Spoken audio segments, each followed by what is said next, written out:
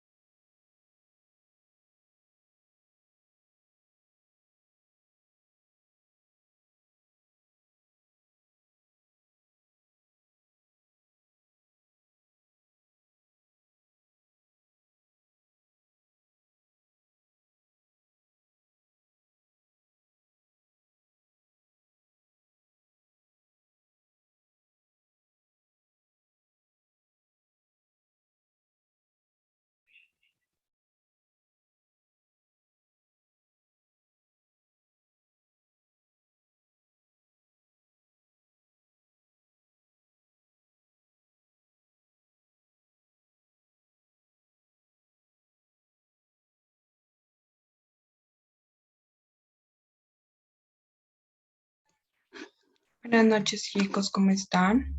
Buenas noches, profe. Buenas noches, compañeros. Buenas noches, profe. Voy a tratar de que me escuchen al máximo porque siento que no puedo subir mucho la voz. Bueno, yo a todos les envié la retroalimentación de los ensayos. Daisy Joana Cuadros, sí señora, ya te envié la retroalimentación. Revisen por gracias, favor profe. sus correos. No, Yo te profe, la envié en la no. tardecita. Hay 2 personas que no me aparecen. Definitivamente no me aparecieron ni por spam ni en la bandeja de entrada, que son Brigitte Lorena Muñoz y Elizabeth Pineda.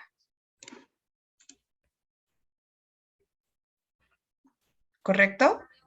¿Sí? Listo. Elizabeth me hace así. Listo. Profe, yo tampoco tengo la retro en mi correo. ¿Quién me dice que no? Eliana Rojas. Eliana, sí, señora.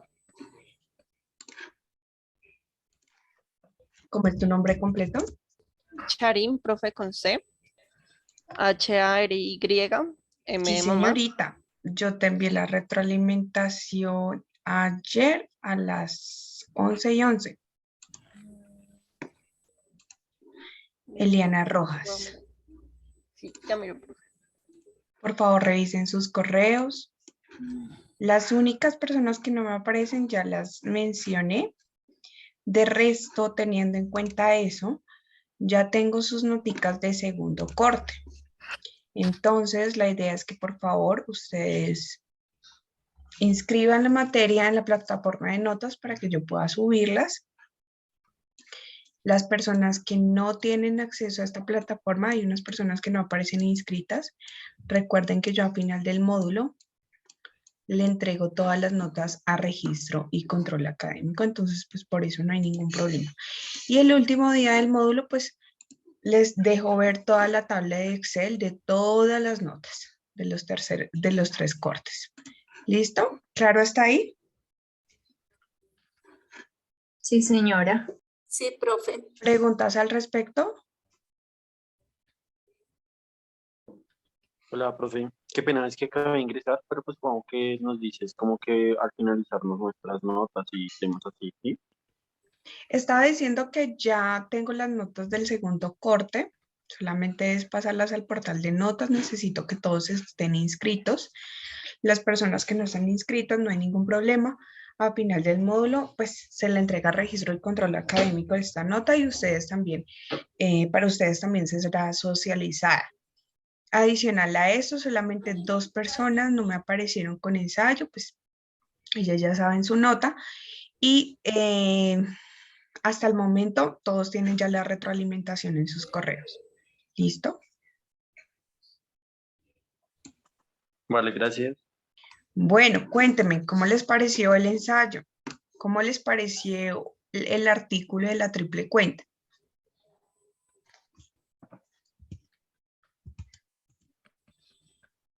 Profe, qué pena. No, estaba mirando el correo y en efecto pues no lo tengo. La retroalimentación de tu, pues del ensayo.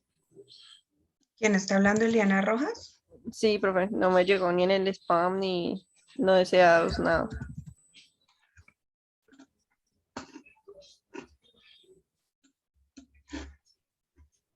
Eliana Charim Rojas. Sí, profe, pero no lo tengo. Mira.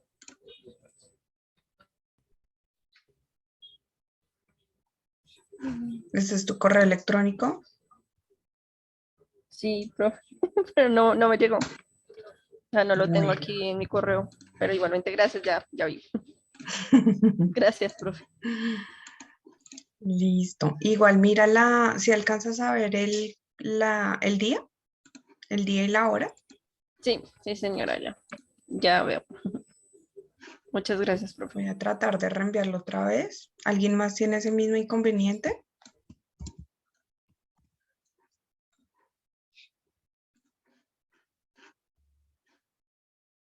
No.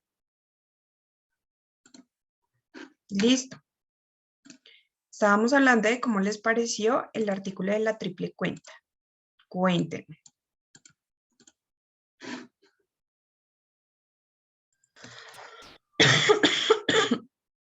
Profe, pues digamos que es la realidad de algunas de las organizaciones, pero eso se ve en las macroorganizaciones, no en las medianas y microempresas.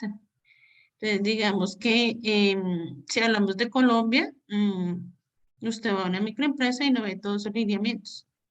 Claramente que si ellos están en un proceso de lineamiento y deben pagar unos impuestos, hacen gestión de riesgo porque tienen sanciones, pero digamos que todos los lineamientos y todos los cuidados que en cuanto al ambiente y demás, no. O yo de Sí, las empresas que he señorita. recorrido, para unas sí veo y para otras no veo que apliquen las mismas condiciones. Y también tiene mucho que ver. Ay, gracias. Buenas noches, Latife. ¿Me va colocando sus nombrecitos completos, por favor? Hola, profe, buenas. Sí, señorita, también depende de la actividad económica donde ellos ejerzan, si están haciendo un impacto importante ambiental, ¿no? Es más notorio, inclusive. Julián, Gracias, profe. Pues validando la información y pues viéndolo en un contexto un poco de evolución, no tanto de empresas, sino de individuos también. eh, Todo este mal manejo, toda esta conciencia a nivel ecológica, toda esta evolución del individuo se comenzó como a masificar gracias a los medios, al internet más que todo, se comenzaron a hacer publicaciones, la gente comenzó como que a compartir esos pensamientos, esas ideas de frustración, esas ideas de mejora. Y eso fue lo que, pues, esas pequeñas ideas, esos pequeños comentarios, fueron los que dieron paso a lo que hoy es el libro verde de la Organización de Naciones Unidas. Entonces, pues, como que ese despertar, ese cambio de generación, por así decirlo, fue lo que comenzó a generar esta conciencia. totalmente cierto. Totalmente cierto, Julián. Me disculpan, hoy la voz. Trato de no forzarla mucho. Correcto, ahorita en la historia de la psicología que vamos a ver hoy, vamos a tratar un poco acerca de lo que dices tú, ampliarlo un poquito más. Ya le doy la palabra a Eliana y a Enia. Hay algo que me llamó mucho la atención y que espero que a ustedes también les haya llamado la atención, y es el tema de los stakeholders o los grupos de interés. ¿Ustedes ya habían escuchado de este concepto? No, Sí, profe. ¿no? Es muy importante este concepto en la responsabilidad social y en la sostenibilidad ambiental. ¿Por qué? Nos vamos mucho hacia la parte organizacional, pero quiero que lo entiendan también de forma muy global. Los grupos de interés son los que directamente la compañía tiene que ver están involucrados directa e indirectamente, incide. Es decir, no solamente son los clientes, por ejemplo, como uno creería. Están los contratistas, están las comunidades, están inclusive los familiares del personal que se contrata, el mismo personal, las cajas de compensación, absolutamente todos los grupos que están directamente influidos por la corporación. Entonces, teniendo en cuenta esa relación con los stakeholders, ellos, bueno, la organización tiene que generar unos planes para equilibrar y para mantener esas relaciones de la forma más conveniente y que su marca corporativa no se vea involucrada en ningún momento. Lo que dice Shirley es muy cierto. Esto se ve mucho en las grandes corporaciones, por ejemplo, las que tienen más impacto ambiental. Vuelvo y digo, ustedes dirán que menciono mucho las petroleras, pero es realmente cierto. Inclusive los entes gubernamentales también tienen stakeholders. Un colegio también tiene stakeholders, ¿sí? Que no sea tan notorio, pero realmente, dependiendo de la relación de los stakeholders, va a ayudar de forma positiva o va a impactar de forma negativa en la marca de la marca corporativa, ¿vale? Eso también tiene que ver mucho con comunicación organizacional. Perdón. Eliana. Bueno, teniendo en cuenta la triple cuenta, también se da cuenta que Colombia también, afinándose esas leyes, tiene una ley también en la que las empresas grandes o pequeñas se tienen que adaptar y tener ciertos estándares, pero hay que tener también que ser realistas, que no todas las empresas pueden decir que sí, que dan un apoyo, dan algo, pero realmente no lo están haciendo en sí, porque realmente aquí en Colombia, desafortunadamente, todo se maneja por medio de impuestos. Si yo colaboro en el ambiente y apoyo ciertas causas, el Estado me genera menos impuestos, tengo más ganancias porque también da preventas, pero también no ven en la cual es que si tienen que hacerlo de conciencia con o sin dinero.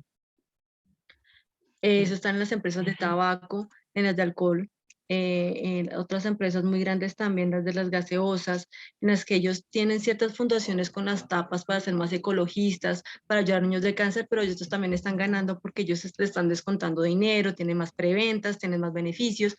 Entonces, en cierta manera, por eso esas grandes empresas son tan notorias, porque el Estado apoya a esas grandes empresas porque les dan mayor cantidad, ciertas cosas, y las pequeñas empresas que lo intentan hacer de una manera más organizada, ¿cierto? No tienen ciertos beneficios y por eso no son cambios tan drásticos que podrían verse, porque esas pequeñas empresas también producen y también dan ciertos efectos al ambiente.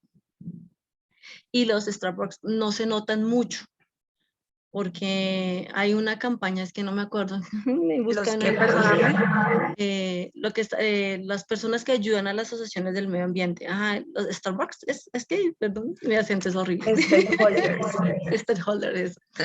Y hay una parte, hay un dilema muy Llámalo importante. como grupo de interés, discúlpame. No Es, nos, sí, sí. vale, de la parte del aceite, de la gente de los restaurantes que manejan los aceites, son pequeñas empresas que lo tienen, pero no tienen la suficiente capacidad, que han pedido ayuda al Estado en hacer eso y dar al ambiente un mejor manejo a ese aceite, y no lo hacen, sabiendo que son los que más afectan al agua y a la tierra, porque todas las empresas, si no lo recogen, pues ¿qué hacen los restaurantes? Pues lo meten al grifo, lo echan todo al grifo y ya. Ay.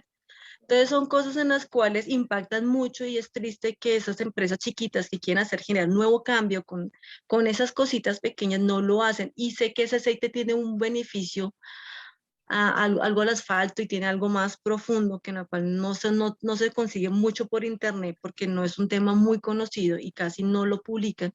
Entonces casi no se ve ese efecto y qué beneficios tiene al darle a esas empresas el aceite. Hay un tema de incentivos que tiene que ver con lo que tú estás hablando y con los indicadores de productividad en el gobierno. Claramente hay unos acuerdos no tan expuestos por los medios de comunicación, incluso lo del fracking se estaba llevando como muy por debajo de la mesa, no de forma ilegal, pero no tan expuesto, por ejemplo, de forma de comunicaciones, ¿sí? Entonces, todo lo que tenga que ver con explotación de recursos o incentivos para reciclar y tener buenas prácticas ecológicas, dependiendo si ayuda a la marca corporativa del gobierno, es muy sonora. Y a veces, pues, no siempre se dice toda la verdad en los medios de comunicación, inclusive. Sí, señorita. Enia. Pues digamos que desde mi perspectiva, yo he trabajado en otras compañías donde no requieren, o sea, como que implementar estos proyectos no les beneficia nada, porque también eso va ligado como a una serie de lo que tú declares, ¿no? Entonces, pues digamos que lo que decía ahorita la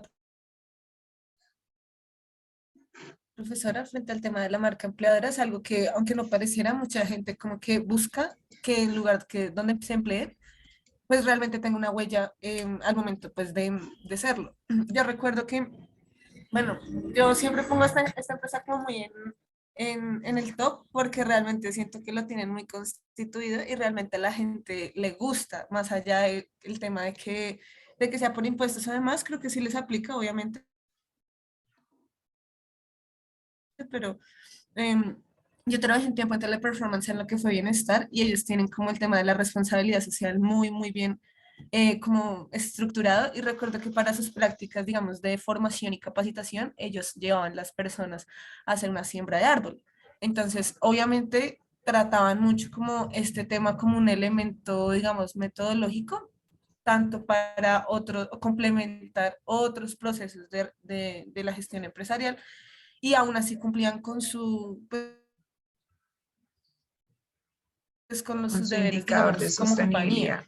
cosa que, digamos, en otras empresas, exacto, digamos, como en otras empresas donde se ha intentado casi que trabajar, pero como por tener una cultura de responsabilidad más que todo. Entonces, no es el mismo impacto cuando la compañía o lo deja solo, o cuando de pronto la compañía lo hace más como estrategia por vincular otros procesos, o cuando simplemente Te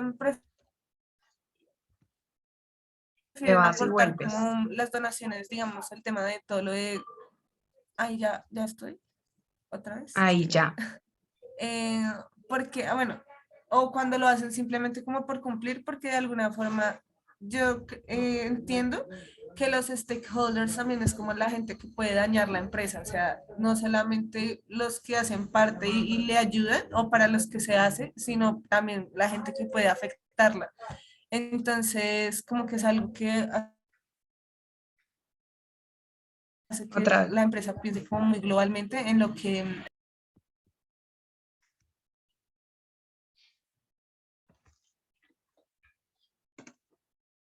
Te fuiste y tienes el micrófono apagado. No, ya había terminado, pero... Ah, ok, listo. Para complementar lo que dice Enia, es muy cierto, ustedes van a ver que posiblemente dentro de su ejercicio profesional hay un informe que se llama informe CRI. El informe CRI hace referencia a sus siglas a reporte global, iniciativas de reporte global. Entonces, a la mayoría de corporaciones, de grandes compañías, están afiliadas a este reporte GRI. Es un reporte que se hace anual, se coloca todos los indicadores que tienen que ver con factor económicos, factor social y factor ambiental. La idea es que ellos reporten las iniciativas que han hecho para mitigar el impacto ambiental, mitigar el impacto social y cómo es su relación con los stakeholders. ¿Listo? Entonces, hay una paginita y ustedes lo pueden mirar a través de Google, CRI, y hay un buscador por países. Miran Colombia, ahí están casi la mayoría de compañías que tienen muy buenos proyectos en sostenibilidad ambiental, sostenibilidad social y proyectos ambientales también. Esto tiene mucho que ver con los objetivos de desarrollo sostenible que vamos a ver en un futuro, más adelante en clase, y tiene que ver también inclusive ahí con la lista Merco. ¿Alguno conoce algo de la lista Merco? No, ¿Ha escuchado? ¿No? No, señora. Listo. ¿Sí, Julián? No, profe, que no he escuchado Ok. del tema. Inclusive la lista Merco, bueno, la lista Merco, ¿qué es? Merco es como una asociación que engloba también anualmente todas las empresas top, por ejemplo, top en sostenibilidad, top en clima organizacional, top en responsabilidad social, top en equidad de género, top en, no sé, clima laboral, clima organizacional. Esto también tiene que ver con esta encuesta que se llama, la tengo en la punta de la lengua. La encuesta de clima laboral, no sé si alguien me la recuerde, que es muy famosa, que se llama, a ver si la encuentro por acá.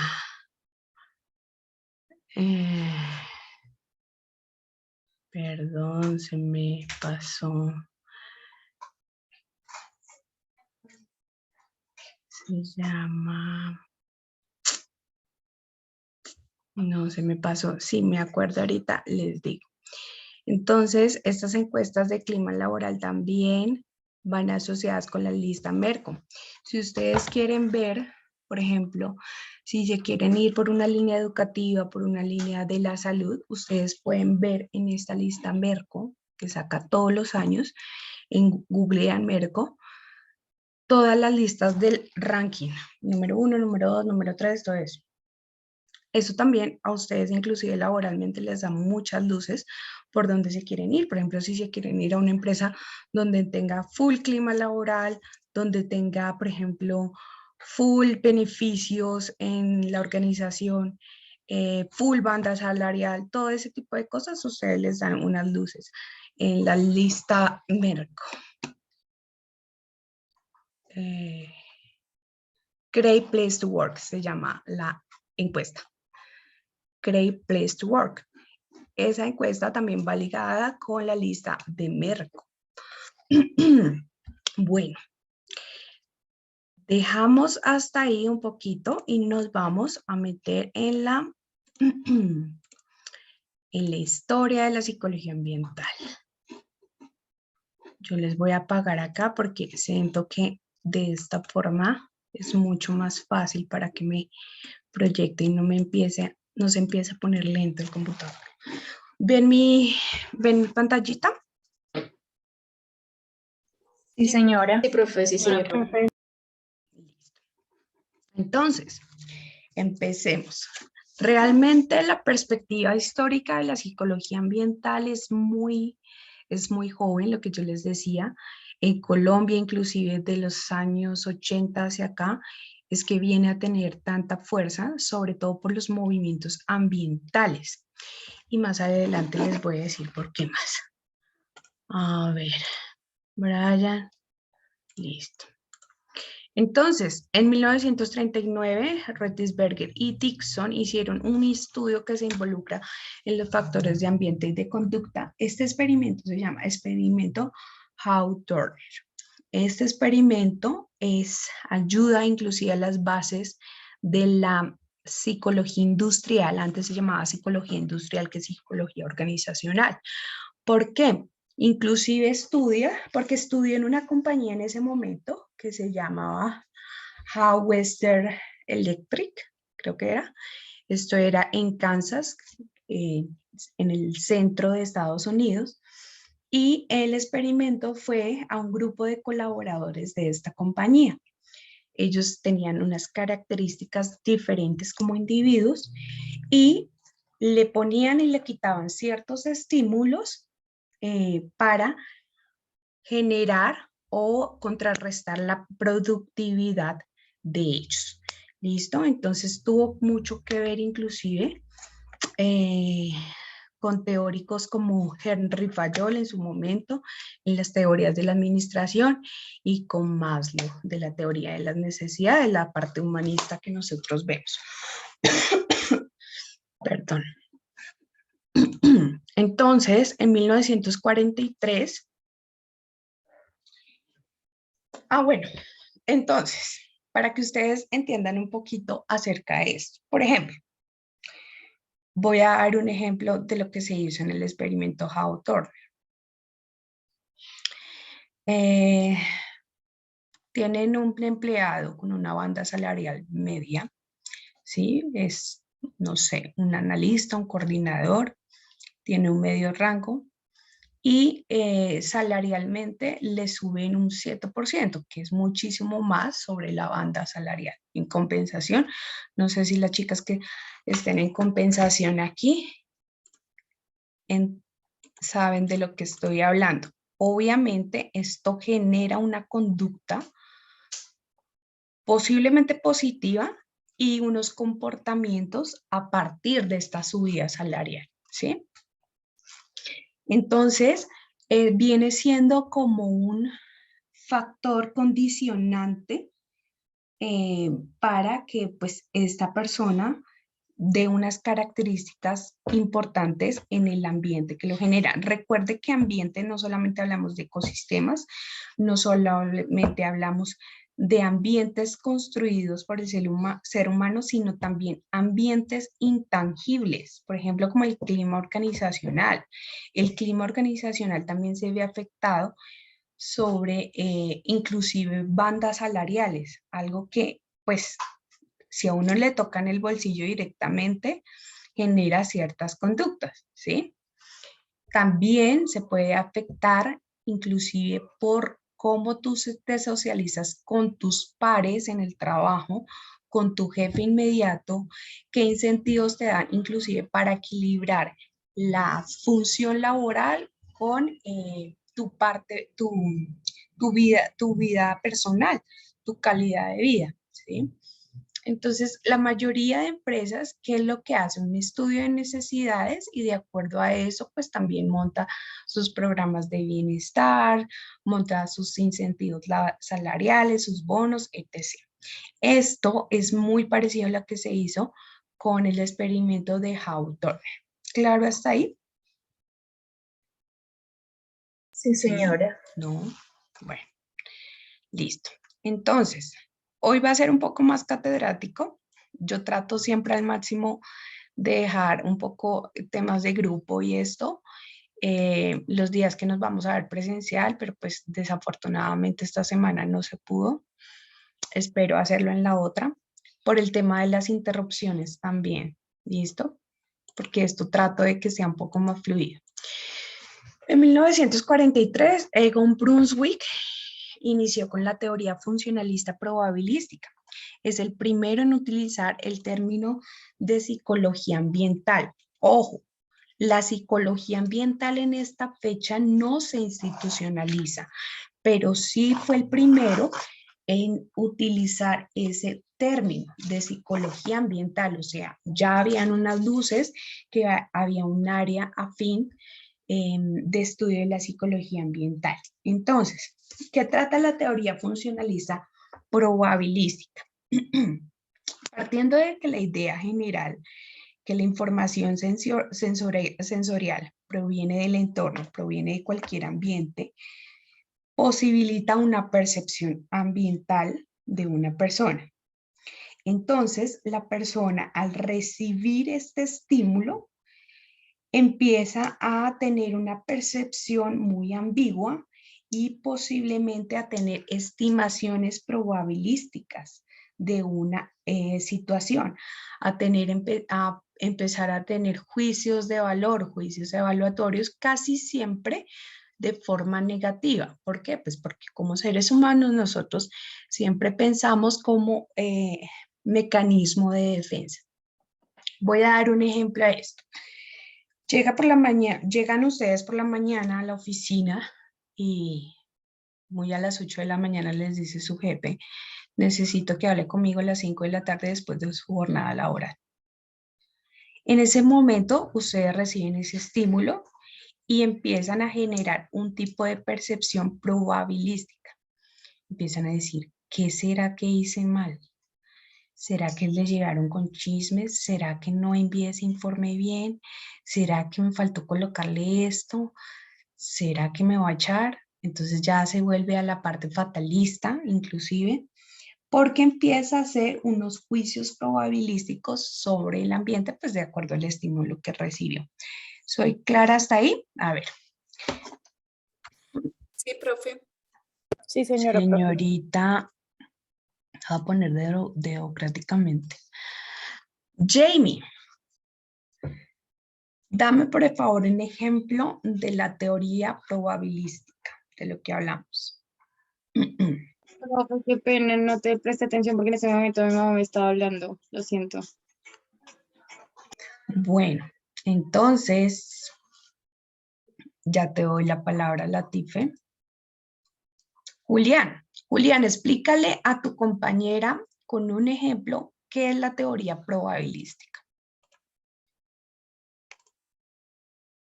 ¿Cómo se puede ver la teoría probabilística? Profe, no es que la haya entendido muy bien, pero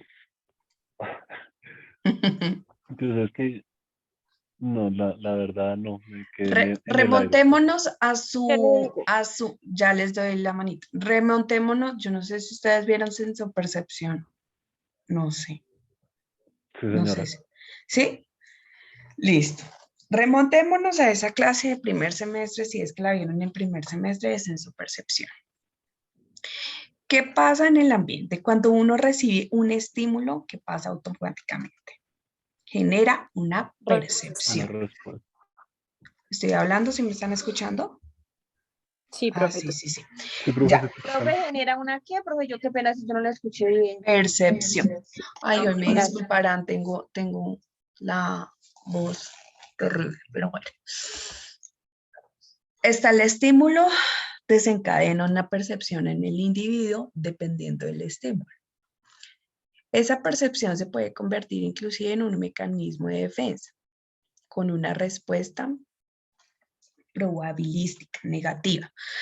¿Recuerdan cuando yo les hablaba del Doctor Strange? Exacto. Sí, señora. Empiezas a hacer visiones futuristas, probabilísticas, dependiendo de lo que te pasó, del estímulo que recibiste.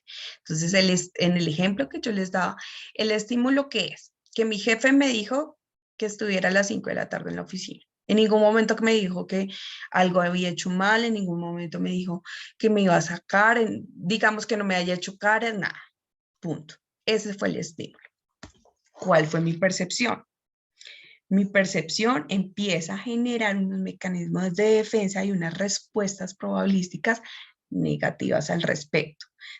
Posiblemente me va a echar, será que envié mal el informe, será que me van a, no sé, me van a reemplazar por otra persona, etc. Casi siempre estas respuestas probabilísticas son de forma negativa. Algunas pueden ser de forma positiva, pero pues como lo dije, de acuerdo al mecanismo de defensa que nosotros tenemos, por eso es que siempre se dice que crea más recordación lo que es negativo. Voy a poner otro ejemplo. Inclusive las situaciones de estrés postraumático, que vamos a inclusive ver las variables más adelante, hay una clave de memoria que sí o sí va a depender pues de la situación de estrés que generó en el individuo. Esta clave de memoria siempre va a traer a colación esa situación de estrés que tuvo el individuo, ¿sí? Entonces, esta clave de memoria viene siendo como un mecanismo de defensa para que le diga, oiga, usted ya pasó por esto. Voy a poner un ejemplo también para que me entiendan un poco mejor. Una chica que fue violada en una cita médica. Esta chica era muy joven y la clave de memoria, ¿cuál era? Era una bata blanca. Cada vez que veía una bata blanca, esa mujer recordaba absolutamente todo, aunque inclusive hubiese hecho en un periodo de tiempo un tema de negación en la situación. Entonces, esta clave de memoria volvía y la encerraba en sí y decía, mira, posiblemente esa persona que está con bata blanca te puede hacer el mismo daño que te hizo esta otra persona en ese momento.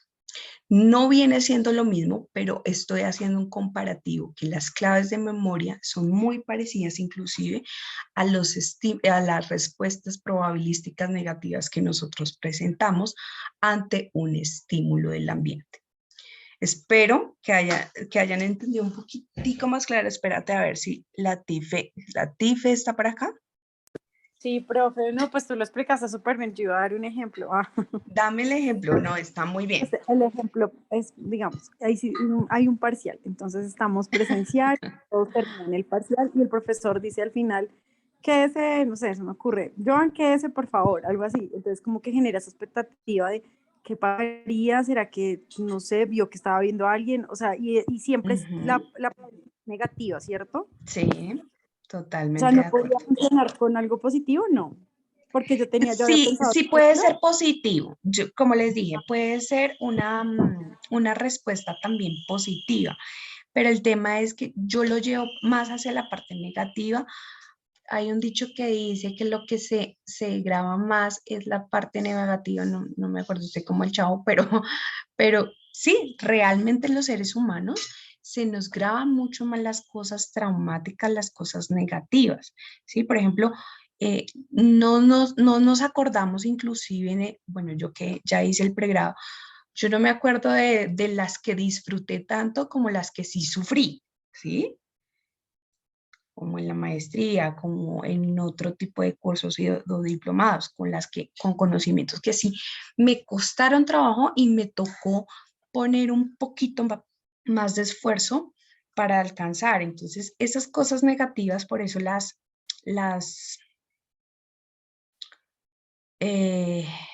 les estoy dando un grado de importancia un poquito más grande, porque nosotros también, a partir de esas cosas negativas que son miedos, fobias, etc., lo que estábamos hablando de las claves de memoria también, nosotros generamos unos mecanismos de defensa. Por eso dicen que no es malo inclusive tener miedo. El tener miedo es un mecanismo de defensa que nos da una alerta de que posiblemente nuestra integridad o algo nos pueda suceder en ese momento con algún agente agresor. ¿Quién más quiere darme un ejemplo acerca de la teoría probabilística? A ver, me levantaron la mano. Julián, ahora sí, cuéntame.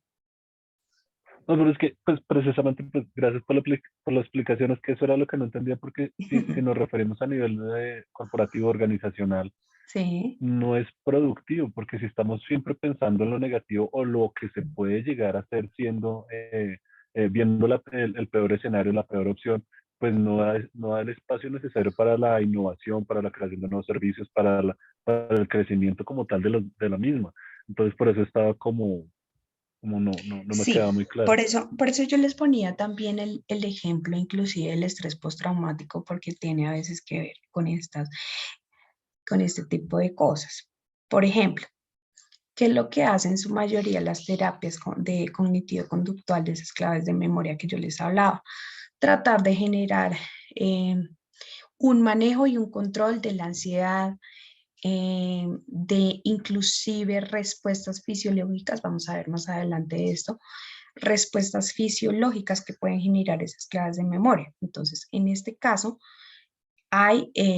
si es una parte de la parte organizacional que incide directamente en la productividad del individuo, pues lo que se hace, ay, Julián se me fue, pues lo que se hace es progresivamente adaptar a esta persona a la conducta que nosotros quisiésemos que tuviera para tener un impacto en la productividad pues muchísimo mayor. Entonces, si el señor sufre de ansiedad, si el señor empieza a generar ciertas conductas, por ejemplo, agresivo-pasivas, se hace algo en la parte conductual, algún taller inclusive en la parte de formación o compañeras que tienen una universidad corporativa, lo manejan muy bien desde las habilidades blandas.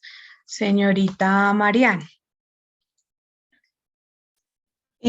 Profe, pues pues tú dices que también se puede con lo positivo, se puede, por ejemplo, cuando a uno, no sé, el novio, el esposo, el amante le dice que le tiene una sorpresa y uno cree que de pronto es algo para uno y entonces uno pues piensa, me va a invitar a cenar, me tiene un regalo. O me va a proponer matrimonio.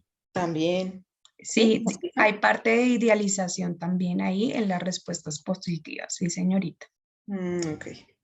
Gracias. Yo lo pongo, digamos, puse ese mismo ejemplo, pero de forma negativa, con otro grupo. Cuando a la mamá o al esposo la señora dice, tenemos que hablar en la casa.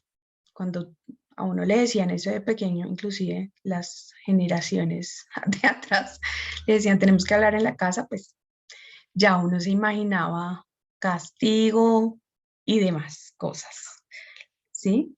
Entonces, eso es también predisponerse, inclusive tiene mucho que ver con lo que hablábamos de los psicosociales, porque si tú ya has adaptado a una persona a ese tipo de situaciones, a que si te hablo y te digo que vamos a hablar en la casa, es porque posiblemente algo malo va a pasar, ¿sí? Eso también viene de costumbres, hábitos y conductas ya reforzadas. Bueno, ¿les quedó claro a todos el término de teoría probabilística? ¿Quién fue a la que yo le pregunté que me dijo que posiblemente no? Jamie. Sí, profe. Ya quedó claro, muchas gracias. Listo. Profe, por ejemplo, Entonces, digamos, no, ¿quién me está hablando?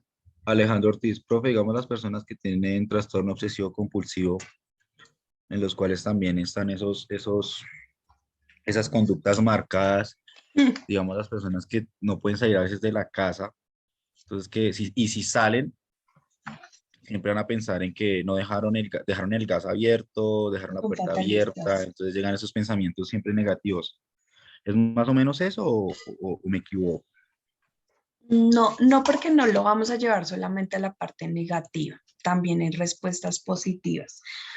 Lo que pasa es que yo le estaba dando más relevancia a explicar la parte negativa por el tema de mecanismos de defensa, pero esto ya vendría siendo un trastorno, ¿sí? Lo estoy colocando en la teoría probabilística desde un ambiente de salud mental normal. Porque si ya le vamos a colocar el tipo de trastorno, un TOC obsesivo compulsivo, pues es porque ya está determinado con un obsesivo compulsivo, no es ni siquiera por un ambiente específico.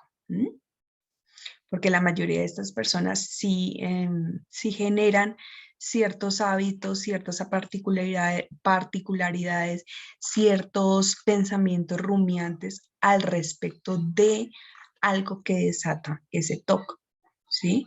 Estoy colocándolo en una situación muy determinada, muy específica y no es algo que es cotidiano. Alejandro. ¿Claro? Sí, profe, claro.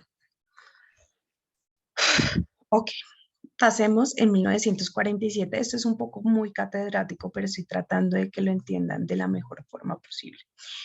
Lewin Berker y Herbert Wright son fundadores de The Midwest Psychology Field Station. Este estudio tuvo una duración de 25 años. Eran más o menos lo que yo les hablaba de los estudios longitudinales. ¿Quién se acuerda de los estudios longitudinales? En las primeras clases. Que se realizan por intervalos de tiempo. Sí, señor, con revisión. Sí, ¿quién me habló? Yo, profe, y al mismo grupo de Diana. personas, exactamente. Al mismo grupo de personas, exactamente. Sí, señor. Realmente se hizo también en el laboratorio de Kansas, en Midwest. Entonces se comprueba en este caso la influencia ejercida por el ambiente físico en el comportamiento de las personas. Todo lo que, la mayoría de estudios que encontraron y que son hitos en la historia de la psicología ambiental tienen mucho que ver con la relación de cómo el ambiente, por lo menos en las primeras fases de la perspectiva histórica, cómo el ambiente incide en la conducta. Ya hacia los 70 un poco cómo el ser humano incide en el ambiente, ¿sí? Ya les explico un poquito más allá. Entonces, decíamos que en este estudio pues se investigó la influencia que ejerce el ambiente en el comportamiento de las personas y se empieza pues ya a denominar un poco con la psicología ecológica. Ya se había dado un término de la psicología ambiental y por ello también se empiezan a generar otras líneas de investigación relacionadas con otras líneas interdisciplinarias. Yo a ustedes les hablaba de la interdisciplinariedad que tiene la psicología ambiental.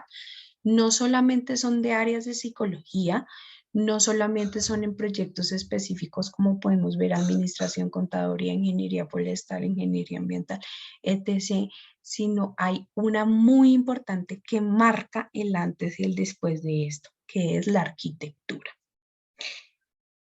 ¿Alguno puede relacionar y decirme cómo puede estar relacionada la psicología ambiental con la arquitectura? ¿Quién me alza la manito?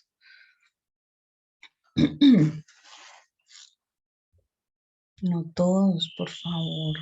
Daniel Bayona, señor, lo escucho. Pues es que yo estudié un poco arquitectura. Y pues Estudio un hablaba poco de que arquitectura, ¿como cuánto de arquitectura? apenas solo un semestre. Perfecto. Diga entonces un semestre de arquitectura. No minimice sus estudios. Siga, continúe, Bueno, señor Daniel. Y entonces pues hablaba que pues uno en la arquitectura pues con el cliente uno tenía como que estudiar las características, o sea, como de dónde viene y su entorno o su ambiente. Y Ujú. pues también hablaba que, digamos, uno al modificar el entorno, o sea, digamos, si uno hace como un edificio que se ve como solitario, hostil, entonces eso también influye en el entorno que lo rodea y así Perfecto. viceversa.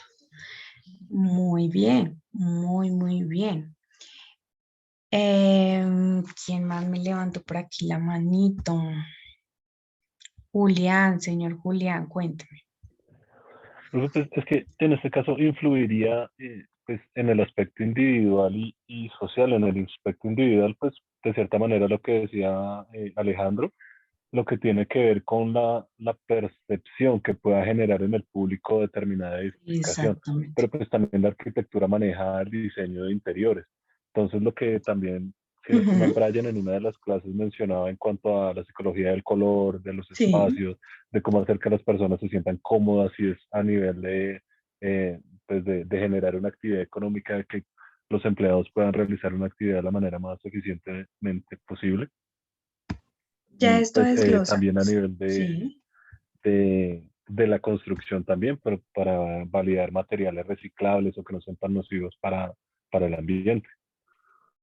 sí, señor. Ya esto desglosa las variables que tú me acabas de decir, por ejemplo, la teoría del color, la colorimetría, las texturas, el clima, inclusive, tiene mucho que ver con estas investigaciones. ¿Y a qué voy con la arquitectura relacionándolo con la psicología ambiental? En ese momento, ¿qué fue lo que se estudió? La interacción de los sujetos por medio, pues, de inclusive eh, hospitales, centros psiquiátricos y cárceles. ¿Por qué estas tres? Porque casi siempre, sobre todo en centros psiquiátricos y cárceles, siempre le apuntaba a tener control de la conducta del ser humano. Entonces, si miramos aquí en estas dos investigaciones, tiene mucho que ver con el control de la conducta. No sé si en algún momento ustedes han escuchado el modelo panóptico. Señor Daniel, que estudió un poquito de arquitectura. Profe, es lo que se ubica más o ¿Quién me menos en está las hablando? cárceles. Maricel, profe. Ya levanto la mano. Espérate un Es momento. Ah, ya, Mari.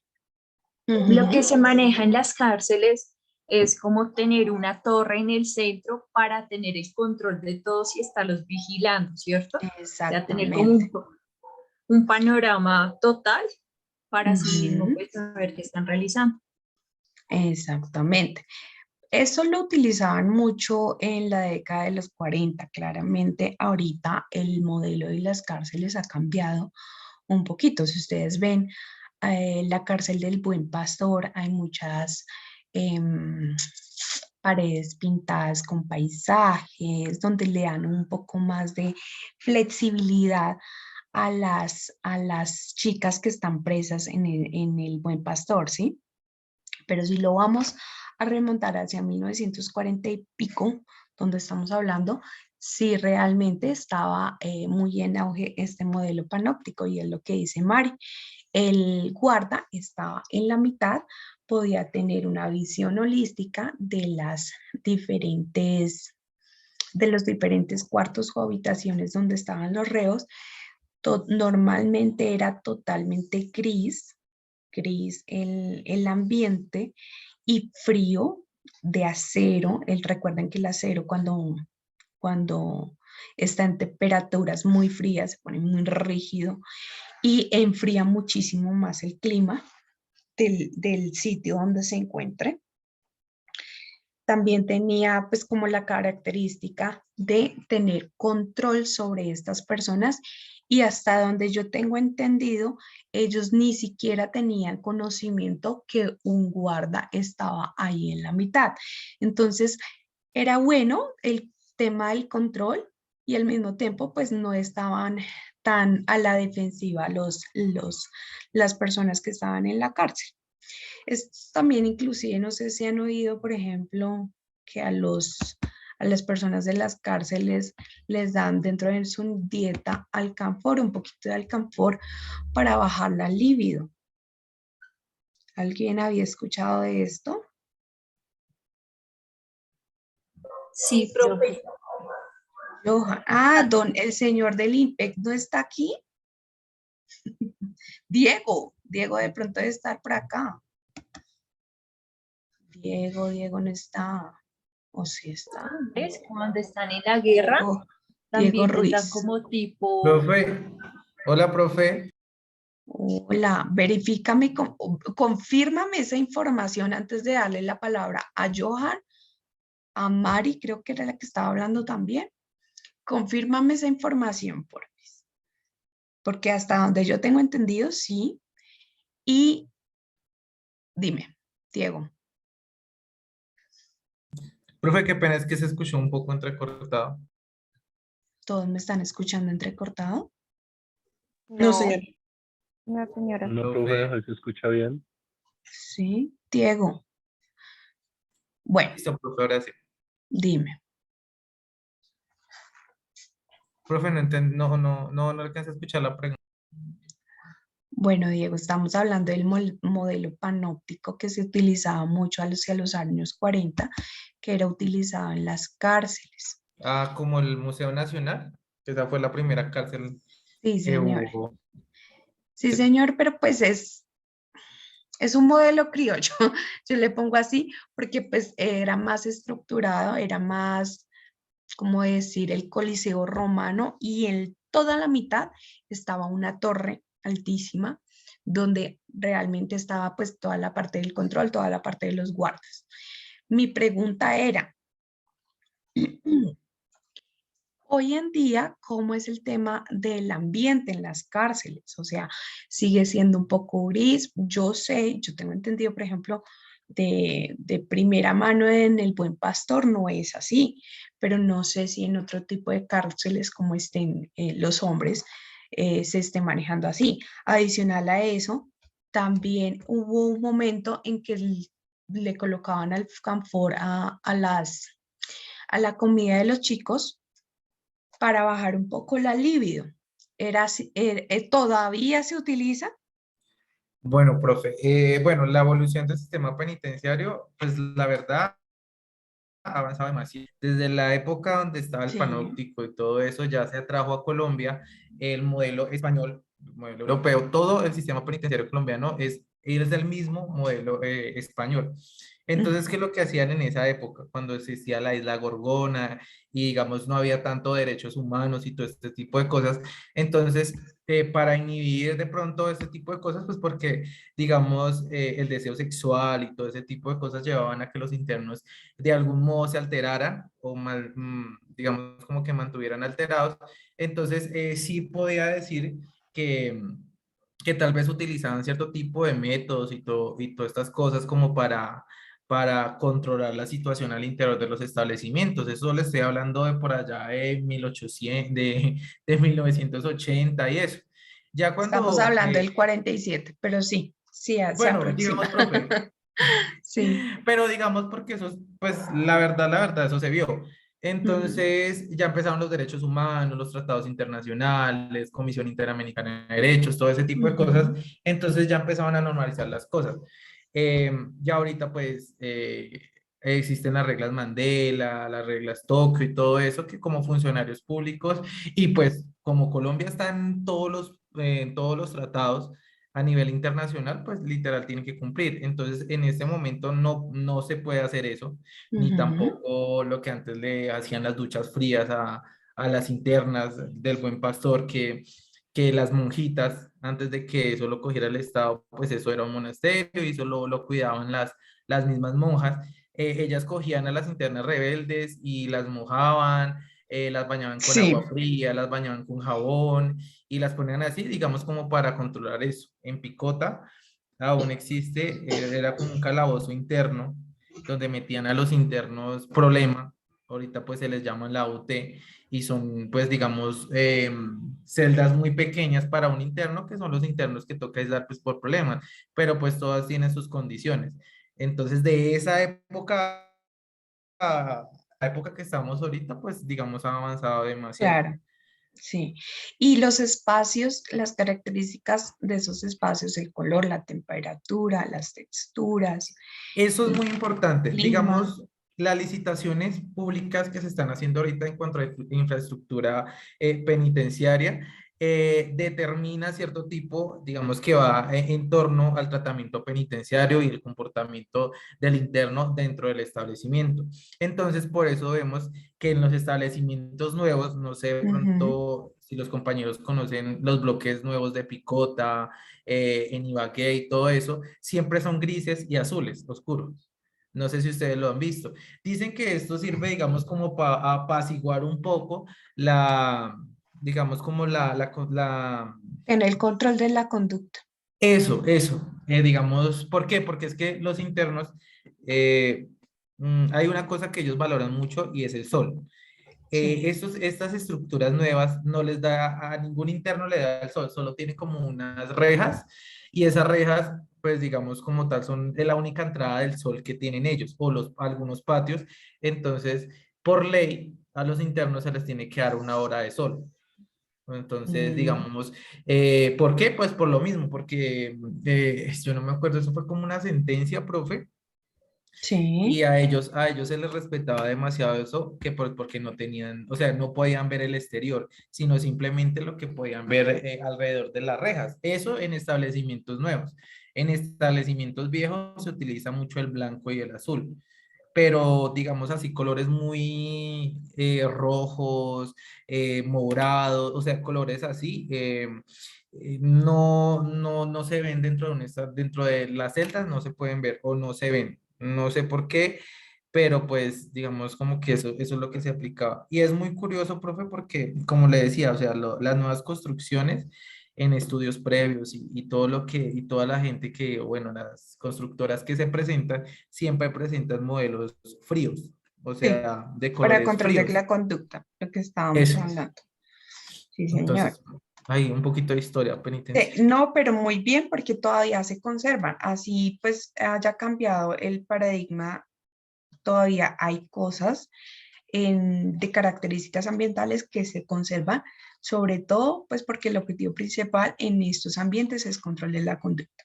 Inclusive en los hospitales psiquiátricos, esto también se utilizaba mucho en orfanatos y conventos, como dice Diego. De hecho, hasta hace poco, pongo yo hasta los 80, todavía se utilizaban esos modelos de castigo. María Isabel. Profe, es que ahorita cuando tú mencionabas lo de el alcanfor, ¿es cierto? Me hiciste recordar que efectivamente la abuelita me comentó de un caso que le aplicaban alcanfor en la ropa interior a una niña para evitarle tener apetito sexual. Entonces era eso. Para bajar la libido sexual. Sí, eso también lo utilizaban en los 80, 70, para las chicas que se empezaban a ir desarrollando, empezar a tener control. Básicamente el objeto de todo esto es control de conducta. Eso tiene que ver mucho con el conductismo. Sí, señor. Entonces, pasemos aquí. En 1958. En 1958, ¿quién está en sala de espera? Un momento, le doy acceso a una compañera de ustedes.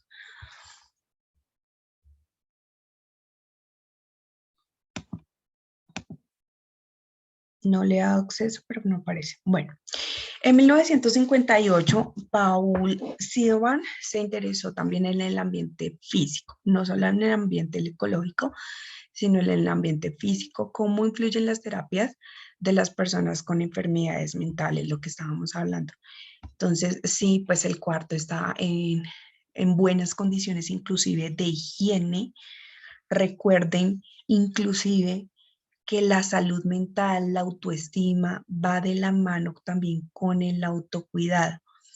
No sé si ustedes lo han experimentado, pero cuando uno está en un ambiente desordenado, oscuro, sucio, que huele mal, puede que esté haciendo el clima más delicioso de este mundo, pero influye directamente en cómo nosotros nos sentimos y asimismo en nuestra autoestima también, ¿sí? Entonces, esto va de la mano inclusive con la salud mental. También el clima, inclusive estábamos hablando de las variables como el clima. Un momento, por favor. Ay.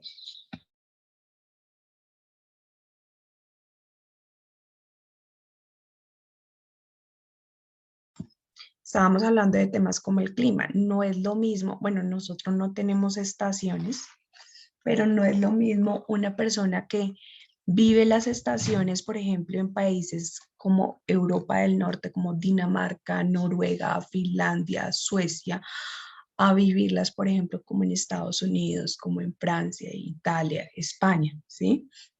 Donde el sol en esos países del norte de Europa, pues el sol en invierno en estos momentos es muy nulo, pues se esconde rapidito y amanece muy tarde, ¿no? Pues eso creo que ya todos lo sabemos también con la diferencia de horarios. En estos momentos en invierno creo que estamos a 6 horas y en verano viene siendo 7 horas. Entonces, ellos obviamente tienen que tomar unos suplementos pues para poderse también adecuar a ese tipo de ambientes, ¿sí? ¿Esto influye directamente en la salud mental de las personas? Claro que sí, claro que sí. Por eso es que allá hay mucha demanda también en cuanto a salud mental y de psicólogos. Y eso pues también lo veremos más adelante. Ustedes sí sabían con respecto al tema, obviamente el tema influye directamente. Nosotros que ni siquiera tenemos estaciones, pues cuando está lloviendo o cuando el día está gris, que Bogotá está muy doble. Cuando el día está gris, pues nos da de pronto más, un poquito más de flojera salir a la calle, o más de frío, o algunos prefieren cerrarse un poquito o ensimismarse un poquito. ¿Listo? Vamos también, por ese mismo año se estudia en Nueva York el comportamiento de los enfermos mentales y la relación que tienen ellos con la arquitectura de los hospitales. Recuerden que la arquitectura de los hospitales no es tan de control como en las cárceles, pero tiene unos colores muy base para que haya un significado y una recordación de desinfección, de salubridad, todo el tema blanco, entonces pues está muy ahí, muy enfocado, por ejemplo, muy puntual en este ambiente. Entonces, obviamente tiene que ver también cómo influye en el comportamiento de los enfermos mentales en los hospitales que tienen esta especialidad. ¿Listo? En 1959, Edward Hall escribe un libro donde describe cómo se usan los espacios en las diferentes culturas. Vuelvo y repito un poco de lo que estaba hablando del clima. No es lo mismo uno estar acostumbrado en un iglú en Mongolia a, por ejemplo, ahorita que siguen todavía habiendo indígenas en Colombia que tienen su chocita. Es una adaptación, también tiene que ver e influencia de ítems sociopsicológicos en esta adaptación a los medios, al medio ambiente, a la ecología y cómo su comportamiento pues incide directamente en esto. Entonces, básicamente todo ha sido hasta el momento cómo el ambiente influye en el ser humano, si se han puesto a analizar, ¿sí? Cómo el ambiente influye en el ser humano hasta, que ya les digo más adelante, bueno, en 1960, esta es una fecha muy importante, por eso yo la puse en rojo, porque aquí como tal sí se institucionaliza la psicología ambiental como una materia con identidad propia y un ámbito de la psicología, un área de la psicología.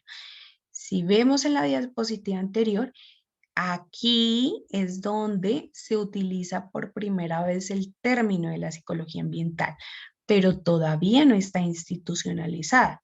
Está institucionalizada hasta aquí, hasta 1960. ¿Listo? ¿Hasta ahí vamos bien? Señora. Sí, profe. Listo. Sí, señora. Sí, profe. Señora, ¿Quién me levantó la manita? ¿Quién me dijo, profe? Profe, una pregunta. ¿A qué haces referencia cuando dices que se institucionaliza? Se institucionaliza es que se hace formal, se legitimiza, ¿sí? ¿Sí me hago entender?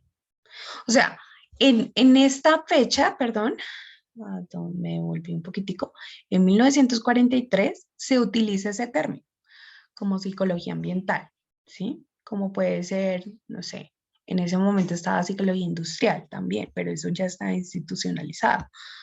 Aquí ya se dice, efectivamente hay un área de la psicología que está legitimizada, que es la psicología ambiental, ¿sí? O sea, no solamente es un término teórico, sino es un área legitimizada. ¿Sí me entendiste, Mayerly? Creo que es. Sí, señora. Listo. Entonces, seguimos con cómo el ambiente incide directamente en el individuo. En 1960 se siguen estudios en cómo los ambientes físicos moldean la conducta. Ahí viene un poco de gestión del cambio.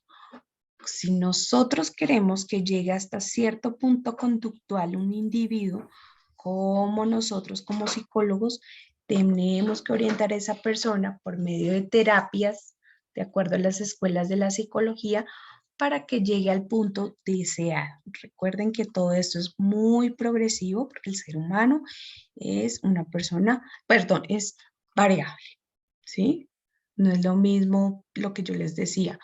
Pueden haber dos niños del mismo embarazo, con la misma mamá, con el mismo papá, pero pueden tener mecanismos de defensa, diferentes respuestas, diferentes percepciones diferentes del ambiente y la parte social diferente. ¿Listo? Entonces, acá yo quería mostrarles en esta partecita. Bueno, acá seguimos otra vez con la relación de arquitectura y psicología ambiental con conducta. Creo que Julián, si no estoy mal, hablaba del diseño. El diseño también tiene mucho que ver con eso, porque pues es una línea también de la parte de arquitectura. Antes no estaba tan legitimizado, por ejemplo, el diseño de interiores, sino era además el diseño industrial, que creo que solamente en ese momento, como hacia los 80, 90, estaban las javerianas. Y ahorita pues hay más líneas del diseño. ¿Listo? Ahora, el Dickmann. El conocimiento psicológico se limita a reacciones fisiológicas provocadas por el ambiente. Vamos a ver en las próximas clases también en variables estas reacciones psicológicas. Por ejemplo, lo que yo les decía del estrés postraumático de la chica que veía una bata y volvía y otra vez recordaba todo, pues todo el suceso de agresión que ella había sufrido con la clave de memoria. Entonces, al ser reacciones fisiológicas, pues netamente empezaba a tener sudoración excesiva, empezaba a llorar, algunas personas hasta se orinan, no tienen control de esfínteres. Esas son reacciones fisiológicas directamente. ¿Listo? Y ya en 1970 empieza a tener mucho auge los movimientos ambientales. ¿Listo? Entonces empieza a haber unos intereses sociales de calidad de ambiente físico, las consecuencias ambientales de la contaminación industrial, basura, manejo inadecuado de los recursos naturales Y ahí no solamente miramos una perspectiva desde cómo el ambiente incide en el comportamiento humano, sino cómo el comportamiento humano incide directamente en el ambiente y cómo pues nosotros estamos impactando tanto a corto, mediano y largo plazo en los recursos naturales. ¿Listo? Acá ya hay una vuelta de perspectiva. ¿Claro hasta ahí? Sí, no, manita arriba, manita abajo. Sí, profe. ¿Quién conoce a la señorita Greta? Ay. ¿Nadie conoce a Greta? La niña sueca. Profe, ella no es la que es como, ella está como en contra de muchas industrias y ella es súper famosa ¿La Lisa porque, Simpson? no, ella es Greta Thunberg, no sé Greta qué, Thunberg. algo así, ¿cierto? Greta Thunberg. Thunberg. Es activista, activista ambiental. Perdón, sí. A ver, ¿quién me está hablando? ¿Quién me está hablando? Porque creo que todos me están hablando. Sí, efectivamente, ella es una activista. Entonces, lo que hace ella en la mayoría de las charlas de la ONU es hablarle a los dirigentes de los países desarrollados sobre mitigar el calentamiento global y mitigar la huella de carbono. Eso lo vamos a ver en los tallercitos más adelante, los conceptos de sostenibilidad ambiental. Esto también tiene que ver con el Acuerdo de París que vimos, con el cual se retractó el señor Trump y volvió otra vez el señor Biden. Y eso también tiene que ver cómo nosotros nos vemos influenciados por lo que indica inclusive en estas charlas la ONU, ¿sí? En los acuerdos de París, ¿qué está haciendo Colombia para mitigar este impacto ambiental directamente? Por eso se crean 12 objetivos de desarrollo sostenible, que eso los vamos a ver más adelantico también, precisamente porque nosotros como gobierno tenemos que presentar ante la ONU, ante el mundo, que hay unos proyectos donde hay indicadores inclusive por medio que estamos bajando estos índices de contaminación ambiental y pues estamos ayudando a la sostenibilidad también. ¿Listo? ¿Alguien quiere añadir algo de la señorita Greta? A mí me parece algo muy particular, que es, voy a decirlo de una forma muy subjetiva, de estas nuevas generaciones. Están alzando la voz, están luchando por sus pensamientos y creando un pensamiento crítico, inclusive en generaciones donde es difícil romper esquemas mentales, ¿sí? Hace unos años, hace un par de años, yo veía inclusive, no recuerdo qué país, pero unas chicas adolescentes que estaban protestando, claramente no es lo mismo como protestan hoy en día, pero estaban protestando para que el gobierno, para decirle al gobierno que ellas mismas tenían que decidir si querían ser madres o no, porque la mayoría no quería ser madre y ese era su proyecto de vida, no ser madre.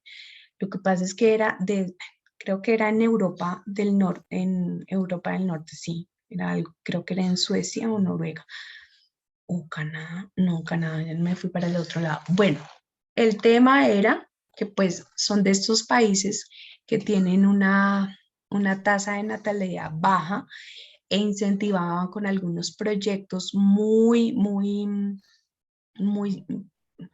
como dijera yo, no tan sugestivos, pero incentivaban a las chicas adolescentes a que en su futuro o en su proyecto de vida, pues establecieran un hogar y tuvieran hijos. Entonces ellas en su huelga decían que no querían esto, que no querían que el gobierno iniciara proyectos para que ellas de una u otra forma se sintieran responsables por el futuro de su país para tener bebés. Entonces, A partir de esto pues no tiene que ir ver, o posiblemente sí, indirectamente sí, con la contaminación ambiental, pero sí me parece que es un punto al resaltar el sentido crítico que tienen estas nuevas generaciones. Obviamente toca mirar desde una parte objetiva qué tan viable es para el mundo tener este sentido crítico. ¿Alguien quiere añadir algo más? Julián, ¿tienes el micrófono abierto? Milena. Hola, profe. No, por el momento no, profe. Milena, tienes el micrófono abierto. Julián tiene el micrófono abierto. Listo. ¿Nadie quiere añadir más? ¿Alguna experiencia, un ejemplo? No. No. Listo. Entonces, seguimos en 1970 con Watson. Watson dice que muchos espacios no reúnen las características que el usuario requiere. Lo mismo. El ambiente va directamente en una dirección bidireccional, valga la redundancia, en una relación bidireccional entre ambiente e individuo. Los espacios entre ambiente e individuo. Vamos, en 1972, se intenta valorar las actitudes que asumen las personas respecto al ambiente natural y cómo toman las decisiones relacionadas con urbanización y los lugares típicos y recreativos y paisajes. Aquí también se cuestiona mucho lo que estábamos hablando. Un momentico, por favor.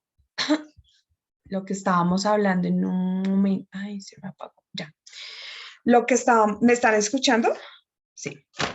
Lo que estábamos hablando de construcción, construcciones a costa de humedales y a costa de ecosistemas. Aquí también se empieza a revisar mucho este tema. No me acuerdo qué persona a mí me dijo. Y es que hoy en día el tema de la planeación ciudadana va encaminada a mitigar el impacto y a resarcir muchos errores de construcción que se hicieron las anteriores generaciones. No recuerdo quién era. Sí, me puede decir. Bueno. Ay, me fui. Pasemos aquí al señor Prosansky. Bueno, el señor Prosansky, ¿qué nos indica?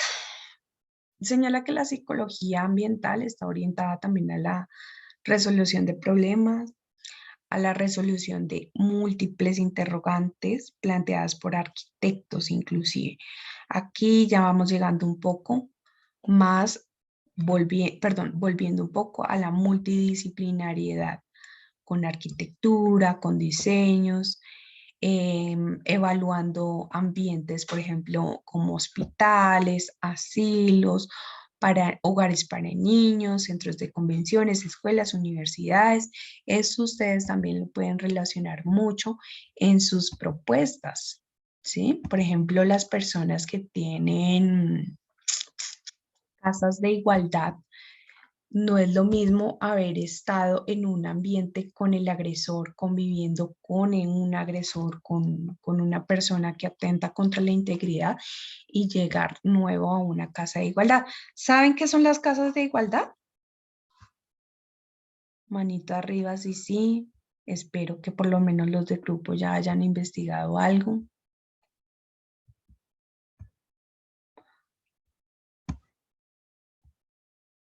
Pregunto, ¿saben qué es una casa de igualdad? Profe, no puedo levantar la mano, no sé por qué. Con Paola. Sí. Paola, dale, dime. Profe, pues estas casas es donde se le brinda ayuda a mujeres con violencias, con algún tipo de violencia. Creo que más cositas. Pero son las casas de la igualdad, creo que por localidad hay. Sí, efectivamente las casas de igualdad son casas de la Secretaría Distrital y colocadas, y de la Secretaría de la Mujer, si no estoy mal también, en línea con esto, son colocadas por localidad. Estas casas se manejan de una forma no digamos que clandestina, pero de una forma oculta precisamente por el nivel de conflictos que tienen las personas que llegan allí, tienen las chicas que llegan allí, ¿sí? Entonces, pueden llegar con sus hijas, sus nietos. Ellas obviamente tienen que tener un nivel de confidencialidad porque pues el agresor, ellas no pueden seguir teniendo contacto con el agresor y a partir de esto empiezan a hacer un tema de reinserción social. Señorita Latife, cuéntame. Profe, hay una miniserie en Netflix y es como cosas por limpiar y trata Ay, básicamente sí. de lo que estás hablando. Sí, yo me la vi, es muy bonito. Yo Y no me la y pude completar, pero sí. ese lugar, cuando entraba, me generaba como curiosidad porque decía que uno, les quitaban los celulares porque obviamente tenían que mantenerlo muy secreto y dos, había una amiga que ya tenía y digamos que se separaba, volvía, el tipo la golpeaba, volvía y como que duró mucho tiempo así, fue algo impresionante, es muy bueno para que la Sí, de hecho, hace poco, pues como esta es nueva, los grupos que tienen esta, no solamente acá hay un grupo que tiene violencia de casas de igualdad, sino hay como dos más, lo relacionan mucho con esa serie. Efectivamente, hay una dinámica muy parecida.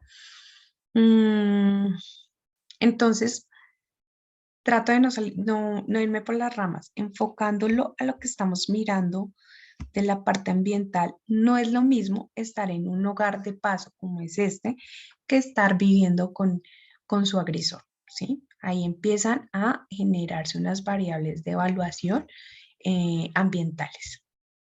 Ahorita, después la vamos a profundizar y quiero, por favor, que los grupos vayan averiguando sobre el tema, porque los chicos de casas de igualdad debieron haberme respondido qué son casas de igualdad hasta el momento. ¿Listo? Por lo menos saber ese concepto. Vamos con 1973. Perker estudió la conducta de las personas tal como se debe hacer en los contextos naturales y empieza a haber un paradigma de movimiento ambiental nuevamente. ¿Cómo afecta directamente una unidad de conducta? Lo mismo. Esa relación bidireccional, pero ahorita viéndolo desde un foco ambiental individuo a ambiental. Estos dos de 1975 y 1976, estos dos estudios abarcan precisamente los medios físicos, los espacios arquitectónicos, siempre asociado a la conducta, al comportamiento humano. ¿Listo? Entonces, ya casi, espérame. Quería entrarme un poco a Colombia. Bueno, sigamos en la parte internacional. Lee cambia el concepto del medio ambiente mencionando que es un concepto amplio, impreciso.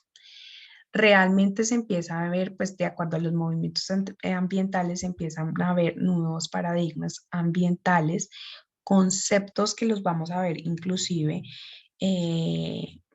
mañana, pasado mañana, si no estoy mal, en un tallercito, por ejemplo, como huella de carbono, sostenibilidad, lo que estábamos hablando de los stakeholders o grupos de interés, empieza a generarse todo un nuevo paradigma en torno a los movimientos ambientales. ¿Listo? ¿Alguien conoce algo acerca de un movimiento ambiental que nos pueda decir? Profe, ahí se puede meter lo de Greenpeace. ¿Está hablando? ¿Quién me está hablando? Diego Ruiz, profe. Ay, ¿por qué no? Sí, Diego. ¿Tienes información acerca de esto? No, pero eso se ve mucho porque hay muchas políticas que fueron, digamos, como propuestas por esa organización que empezó, creo que en una universidad, no sé, pero algo así yo había escuchado de ellos. Sí, correcto. Sí, efectivamente empieza un resurgimiento en los años 70 de movimientos ambientales. Acá obviamente en Colombia se ve un poco más tardío el tema, inclusive Sorara que me había dicho, creo que era Brian si no estoy mal, sí, hacia los años 90 más o menos empezó a tener en cuenta muchísimo más en las instituciones educativas el tema del reciclaje, el tema de recoger la basurita y ponerla en su sitio, el tema de separar, todo eso, pues ya nos llega un poco tarde, pero pues hay que hacerlo. O sea, nunca es tarde para pues proteger nuestro entorno, ¿vale? Entonces, en 1979 empieza a haber un estudio donde se ve relacionado los espacios generan vínculos y obviamente genera un comportamiento específico en el individuo. Entonces, no sé si usted, y eso lo vamos a ver en variables también, ¿hay algún lugar específico que ustedes recuerden con ciertas emociones específicas positivas o negativas y empieza a generarse esta investigación pues al respecto?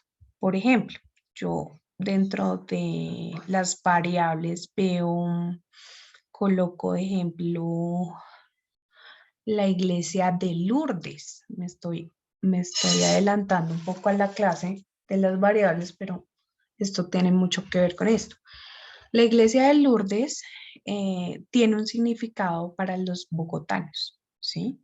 Un significado como un punto de encuentro, para la comunidad gay tiene otro significado, para las generaciones entre los 50 y 60 años tiene otro significado.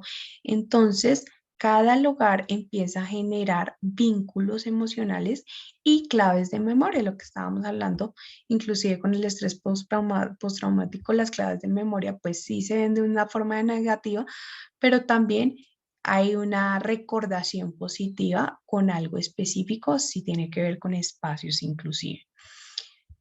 ¿Ustedes tienen algún ejemplo relacionado con esto? ¿Un ambiente que ustedes recuerden o les traiga, no sé, alguna sensación, una emotividad, algo que ustedes digan que sea característico, mejor dicho? Por ejemplo, las personas que no son de acá de Bogotá vuelven otra vez a su tierra y sienten ese tipo de vínculo entre el medio físico y obviamente pues genera unas conductas. ¿Quién me habló por aquí? María Isabel. Monserrate. Claro. A mí, por ejemplo, me transporta y me trae mucha paz estar en un lugar donde haya como un nacimiento de agua y cuando cae esas cascadas, todo eso me genera mucha paz y me recuerda, digamos, al pueblo donde yo nací, que es Gonzaga, Santander, que allí nace prácticamente el río Chicamocha, o no sé si exactamente el río Chicamocha, pero hay nacimientos de río. Entonces, sí, me da esa recordación. Genera y te da sensación de tranquilidad. Dinalu, creo que me estabas hablando o estás hablando, no sé si es que tienes de pronto el micrófono apagado, Dinalu.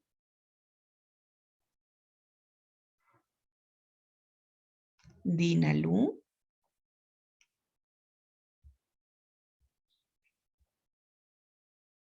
Dinalu, ¿estás ahí? Dinalu.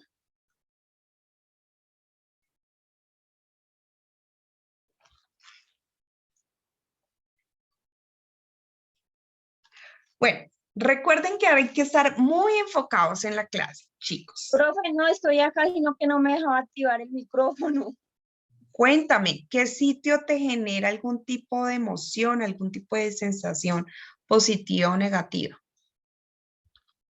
Bueno, en las emociones me genera, a mí las emociones como tal me generan más con mis hijos, ¿sí? Tristeza, por ejemplo, cuando ahorita en este momento que no los tengo, porque no los puedo tener por el estudio y por mi trabajo, pues no los puedo tener, eso me genera muchísima tristeza.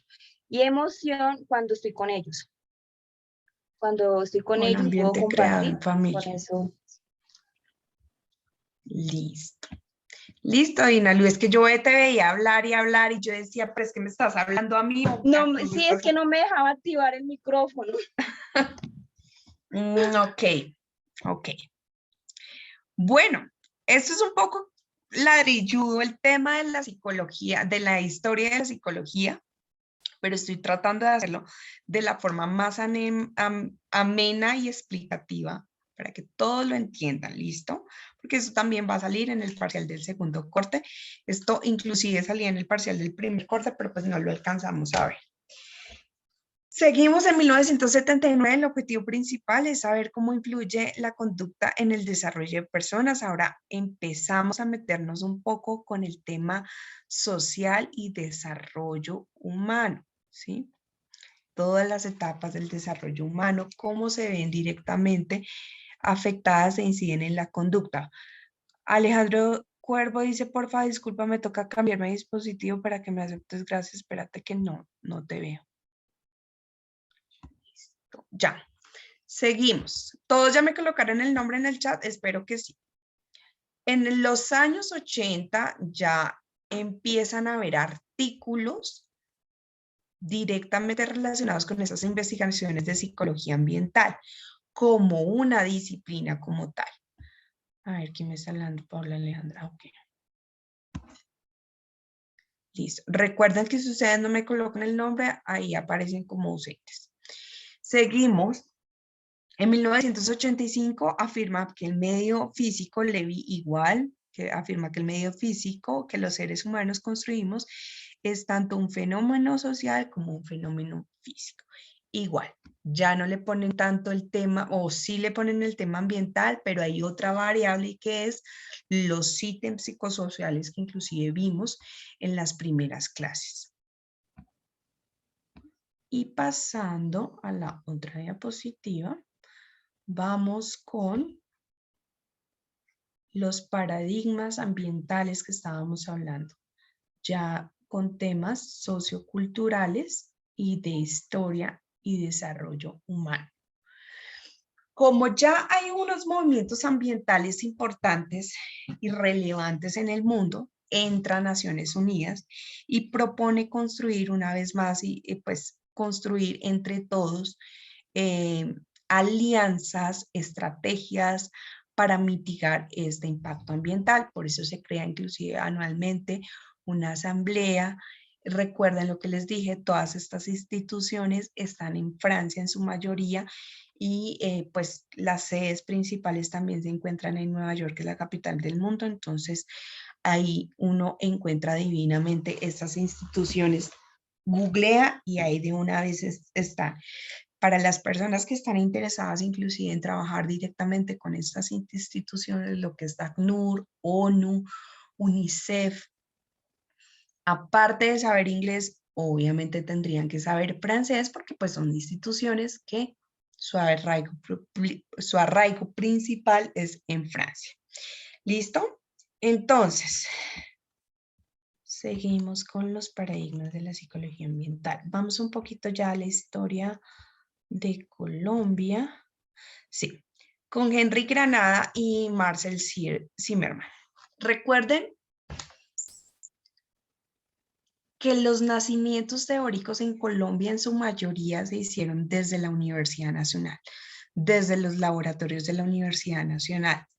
Entonces, allí fue donde prácticamente aterrizó esta teoría que venía de Norteamérica, muy fundada y poco fragmentada, ya estaba más institucionalizada, ya estaba más legitimizada. Llegó con estos dos profesores que creo que eran especialistas en su momento de psicología ambiental. Unos tenían un estudios en Francia y otros en Norteamérica, entonces pues tenían conocimiento. A su vez, tomó el laboratorio de psicología en ese momento con otras facultades que fue la arquitectura para empezar a hacer proyectos multidisciplinarios y institucionalizarse en Colombia como una línea y un área de la psicología ambiental. más multidisciplinariedad que como tal trabajar de forma individual, por ejemplo, como se puede ver en la psicología organizacional. Pongo un ejemplo. Nosotros de la mano, o los psicólogos organizacionales de la mano, estamos con administradores, contadores, economos, ingenieros, si es el caso, pero inclusive hay cargos como psicólogo ambiental, pero ustedes muy pocas veces van a ver un cargo donde se requiera psicólogo ambiental. Empiezan a verse en proyectos multidisciplinarios. ¿Listo? Entonces, ¿quién me quiere, sin googlear, qué es Colsip? ¿Quién me quiere decir qué es Colsip? Nadie sabe qué es Colsip. ¿Nadie sabe dónde van a sacar la tarjeta profesional cuando se gradúen? En el colegio de psicólogos. ¿Quién me habló por ahí? María Isabel. María Isabel, efectivamente. El Colsip es el Colegio Colombiano de Psicología. ASCOFAPSI. Sin googlear, ¿quién es? ¿Quién me puede decir qué es ASCOFAPSI? La Asociación Colombiana de Facultades de Psicología. Muy bien. APA. ¿Qué traduce APA? American Psychosocial algo. ¿Quién habló? Asociación Psicológica Americana. Asociación Americana de Psicología. Sí, señor. SOCOPSI.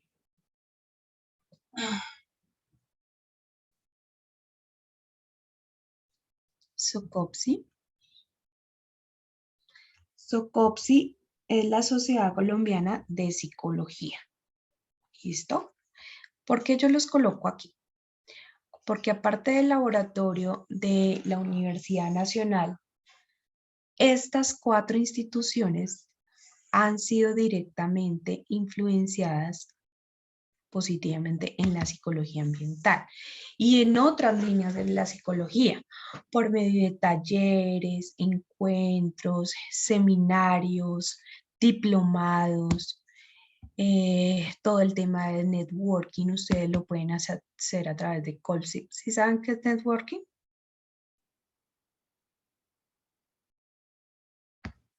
¿Saben qué es networking? Sí, trabajar por comunidades a través de redes por temas de voz a voz. Sí, señor, exactamente. Es más, la mayoría hace un pregrado por el tema de networking, no tanto por especializarse en un tema específico. No estoy desmeritando a las personas que lo hagan. Sí es una de las grandes razones, pero también lo hacen por el networking. Y como lo dice Brian, no son redes sociales a través de Twitter, Messenger, Facebook, sino redes sociales de los individuos como profesionales que nosotros somos, ¿sí?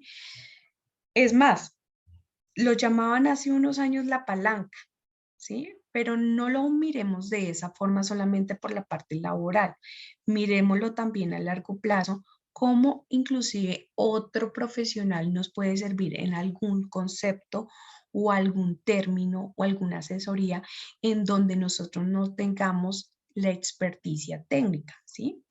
Somos psicólogos integrales, pero posiblemente haya un psicólogo más especializado en neurociencias, más especializado en niños, más especializado en terapia conductual. Y eso es lo que nos da ciertas alianzas y palancas, bueno, en el buen sentido de la palabra, para que nosotros podamos acceder a más conocimiento, podamos enriquecernos más y robustecer inclusive nuestro perfil profesional. ¿Listo? Entonces, todas estas 4 instituciones son fundamentales para cualquier área de la psicología y recuerden, no estoy haciendo propaganda, pero tienen también uno que registrarse para que le lleguen información de congresos, información de seminarios, de actualizaciones en algún tema específico de algo, de becas inclusive, Sé que ahorita están abiertas las de Fundación Carolina, que son en enero, las Fulbright, en Colfuturo también tienen Nexos, las DAT, que son de Alemania.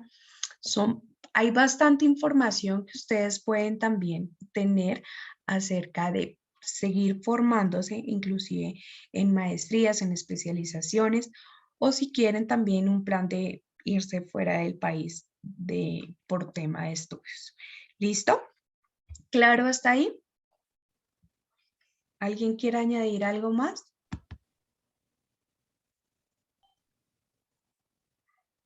No, señora. No, señora. Sí, No, señora. señora. Listo, perfecto.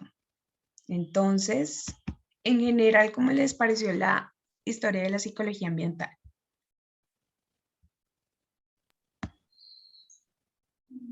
Shirley, ¿quién está hablando? Voy a hacerlo dedocráticamente porque están muy silenciosos hoy.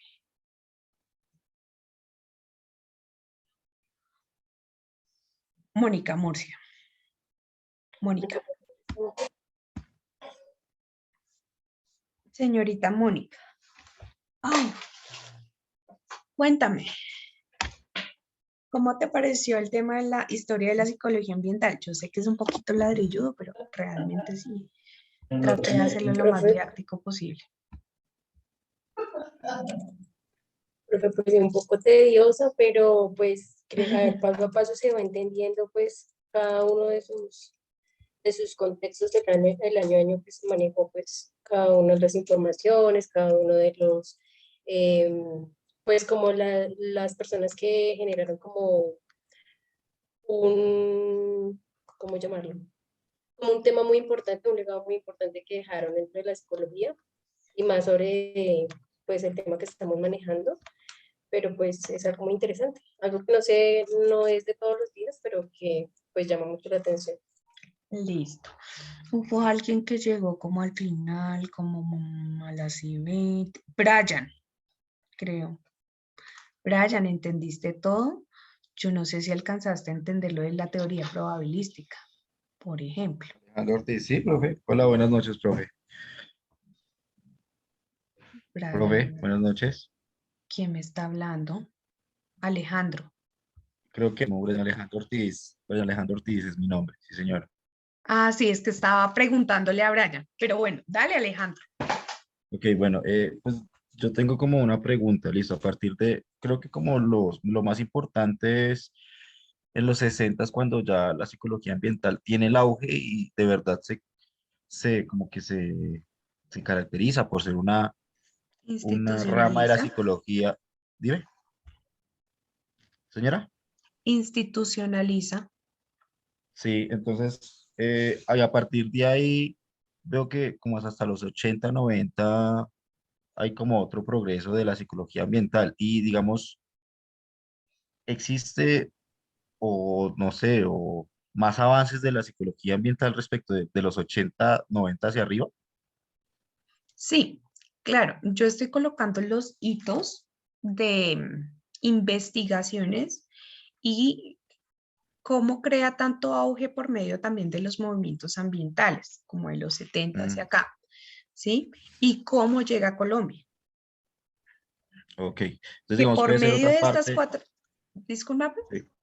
Entonces digamos puede ser otro punto de partida de la psicología ambiental lo que se vio en el COVID. O sea, otro punto aparte de la psicología sería el 2021, ¿no? Lo que yo les decía al principio, antes del COVID ya habían iniciado unos estudios y hay muchos laboratorios de universidades que están gestionando estudios longitudinales, el antes, el durante y el post pandemia. Entonces, imagínate a largo plazo. No son resultados que se ven ahora, pero imagínate a largo plazo toda la información y sobre todo cómo va a robustecer inclusive en las investigaciones científicas y en los adelantos este tipo de metodologías, este tipo de investigaciones que vamos a ver a raíz del COVID, ¿sí?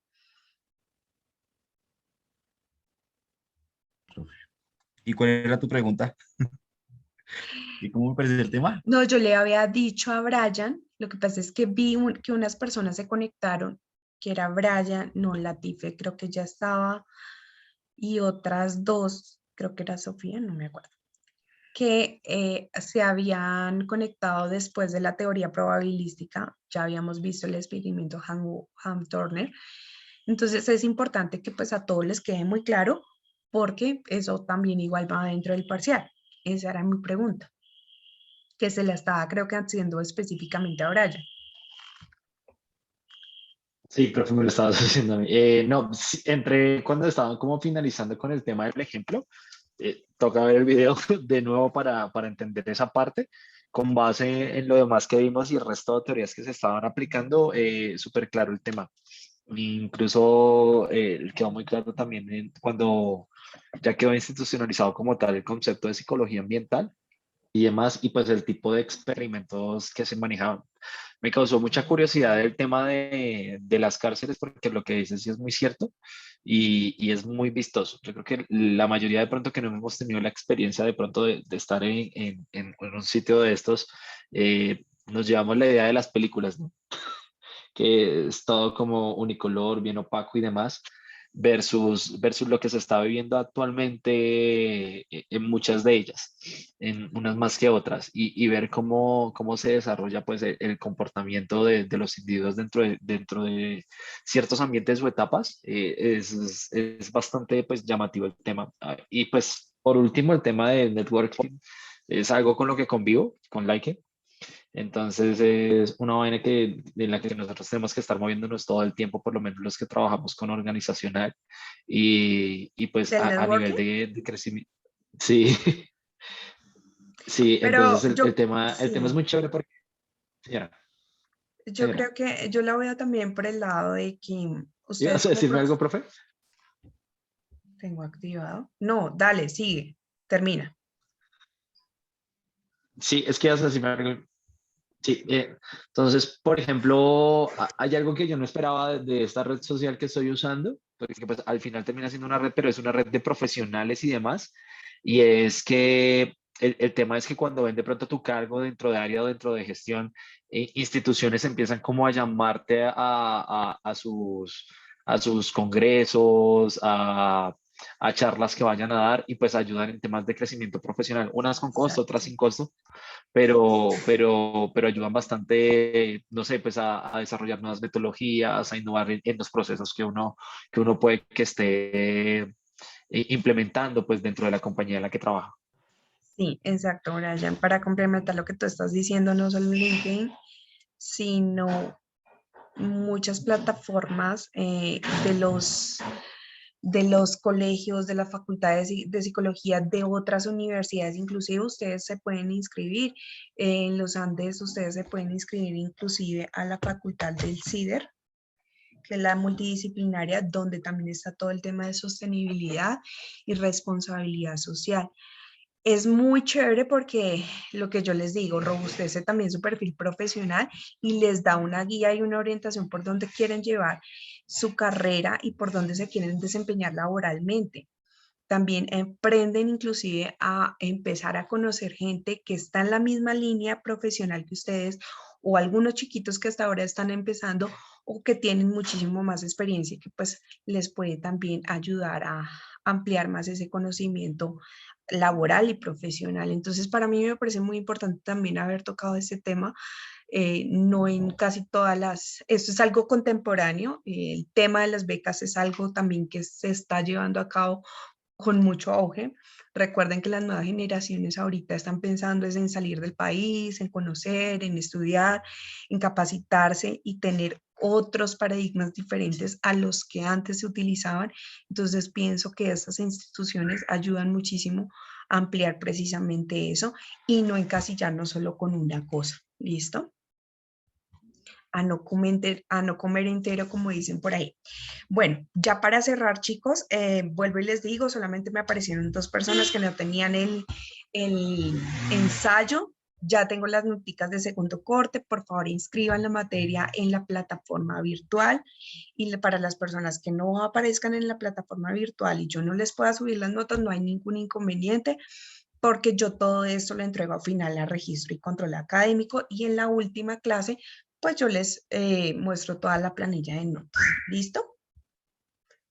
Feliz Vale, noche, profe. muchísimas gracias, que estén muy bien. Nos vemos el jueves de Gracias, forma profe. virtual. Gracias, profe. El jueves Chao. de forma Gracias, virtual. profesor.